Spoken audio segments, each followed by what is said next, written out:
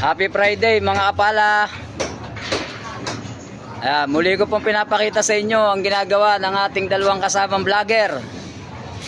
Ganyan po kahirap ang takbo ng buhay. Hindi lang po umaasa sa isang trabaho, meron pa akong pinagkakamta na isang makamit para sa pangarap sa kanilang pamilya. Ganyan po katibay si Kapako, Markel Diponso Bambu, at si Kalagari, Jason Bismonte. Payakap po sa dalawang yan. Lihitimong mga vlogger po yan. Kahit po mga vlogger ang mga yan, linggo-linggo, dito po sila kumukuha ng kanilang panapat na sahod para sa kanilang pamilya. Dahil alam nyo naman po, medyo mahirap din po ang kumita dito kay Meta. At talagang paduguan po ang labanan dito. Kaya sa tulong po ninyo mga followers at mga friends, ay baka po makamit nila ang kanilang hinahanap na tagumpay. Lalo-lalo na po to, Sherwin Malati Vlog at si Tatsin. Ayan, si Tatsins po yan.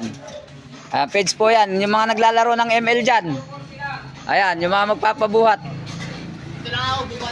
Mag-request lang po kayo ng inyong ID. At tanda ko pong isend sa inyo.